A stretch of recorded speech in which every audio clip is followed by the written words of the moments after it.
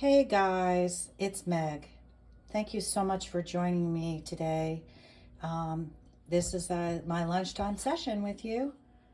I wanted to share this beautiful view that I have from my kitchen window. So I hope you enjoy it while I talk to you about something today. Let me just clear the energy field again.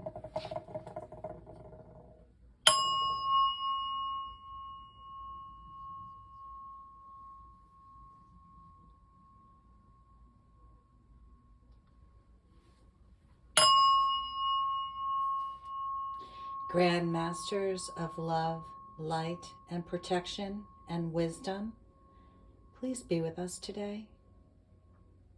Thank you.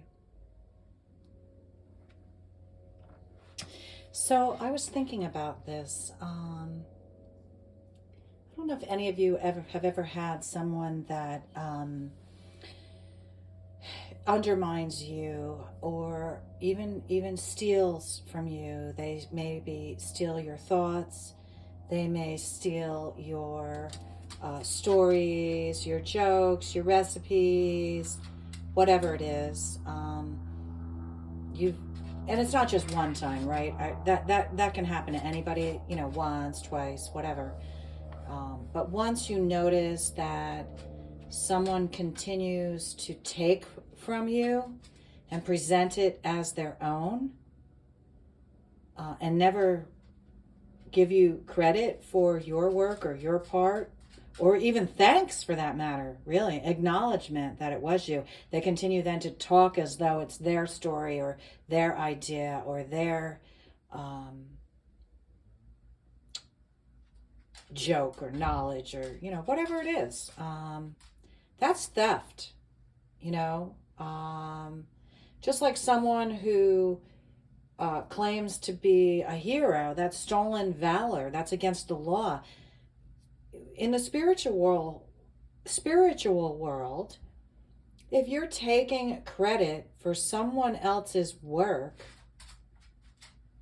knowingly, okay, because sometimes it happens, right? You're a boss, your employee sends something to you, you present it. It's not the audience to tell, that person, put it together. You don't have the opportunity, but at some point in time, you mention it. You give them thanks. You give them credit. You say, "Oh, hey, thanks so much," or "Hey, I want to just you to know that so and so put that together for me," or "My team put this together." Whatever it is that you say, but you give that person credit.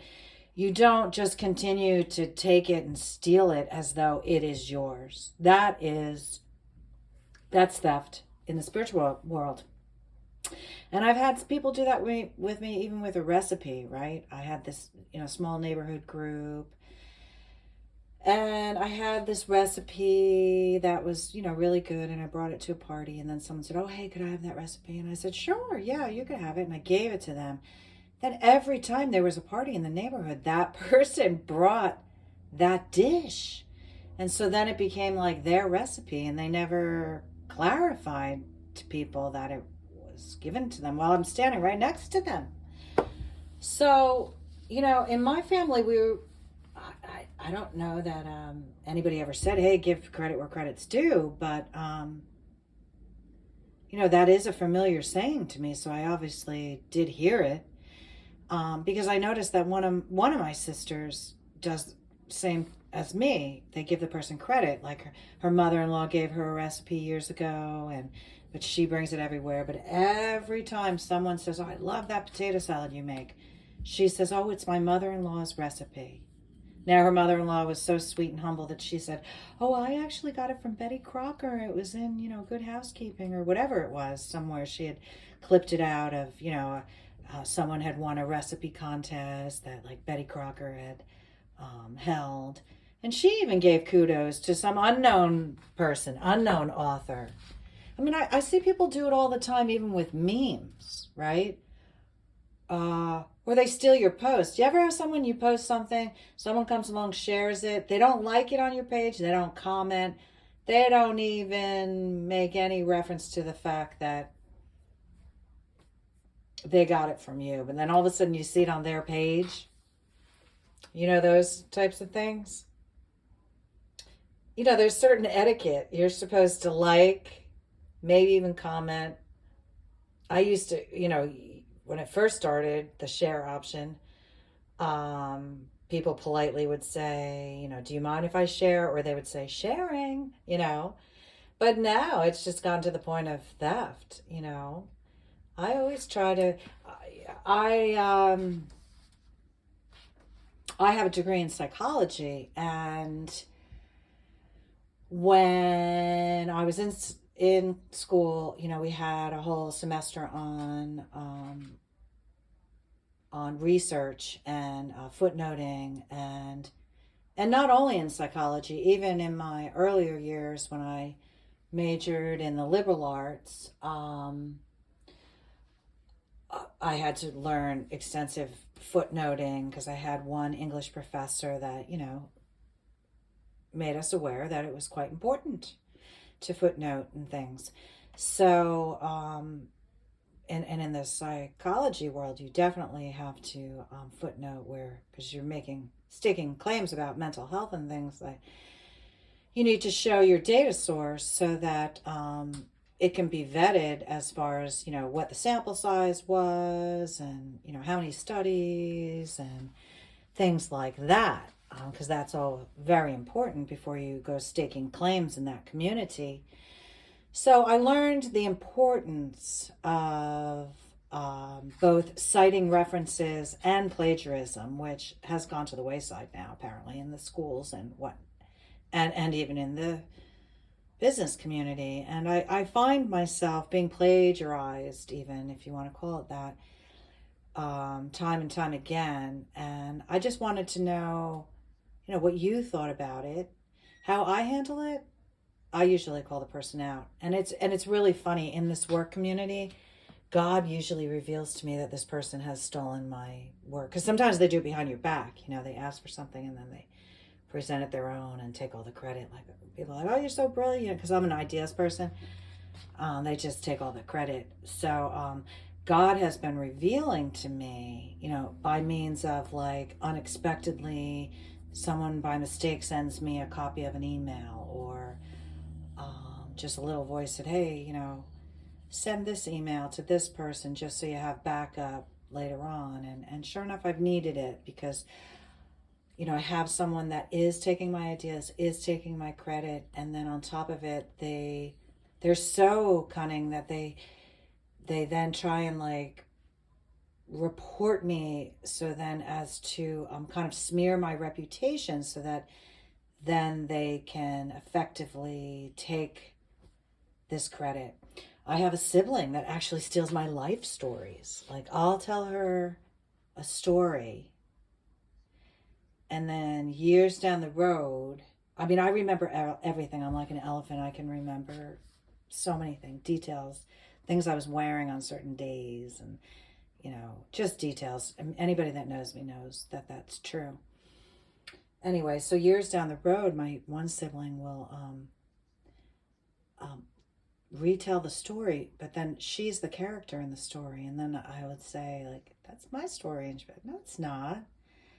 And then it happened quite a bit. A lot of that gaslighting goes on. And then when I had children, one of my children was present for the incident that happened. They were present when I told my sibling, and then they were also present years later when that sibling retold the story. Because my kids have similar memory to me. They do remember a lot. I've taught them, maybe some techniques on how to remember, or I've passed it on to them. So anyway, they've come to me and said, "Yeah, you're absolutely right. That so and so, your sibling, does steal your stories, because I remember and I was there and blah blah blah." And I've questioned, that person mentally ill? Are they having cognitive issues? I mean, this has gone on for quite some time. Now they've even started taking on like my style of dress. They've started doing my same hair color, similar haircut. they would ask for recommendations of doctors or places and then go like all the time. Like I would just go like as much as an average person would go somewhere, but they would go like all the time. And then all of a sudden I'd be like, oh, I'm glad you liked that when I recommended that to you. And be like, what are you talking about? You didn't recommend that. I've been going there for, so long. It's just so curious. And, I do call them out, and say no, and I clarify it. But how much could you really argue over it? But I try not to tell that person anything anymore. Anyway, the point is that there's really not much you can do. You should call it out. And if Spirit sends you the evidence, rest assured and feel good about it. Or, even if you don't call them out in front of other people, you can call them out on their own and just say, it's okay, but I just want you to know that it is my story. Or I just want you to know that I know. Or I just want you to know that I did receive this email that says, let them know. Because they need to know. Spirit's calling them out, gives them an opportunity to change their path. That's all we can do. We can lead a horse to water, but we can't make them drink, so to speak, right? So anyway, that's just my word of advice to you for the day. And if you are struggling with somebody like that, I'm so sorry, because it is so draining, and it's wrong. And it's wrong in the spirit world, and they will receive justice for it. They will. It's just that God's time is different. And hopefully you'll be made aware when they do. Nothing major, but, they'll receive some sort of justice for it. It'll be done to them at the very least. And, if depending on, how much of a con artist they are, eventually it does catch up. I've seen it catch up even if it takes years. So have a really good day. I need to get back to work now so that someone can take credit for it. But no, not everybody is like that. It's just that I'm on a really small team, and one of the team members is like that. Or actually both of the team members are like that. It's 3 of us. And 2 of them continue to take credit for my work instead of just doing their own. But anyway, have a really good day. And I'll keep you posted as to how that all turns out in the wash. I'm looking forward to bigger and better things. And I'm going to keep my head up. And I'm not going to let them prevent me from looking like a superstar. All right? So you have a really good day and be a superstar today, okay? All right. Take care. Bye.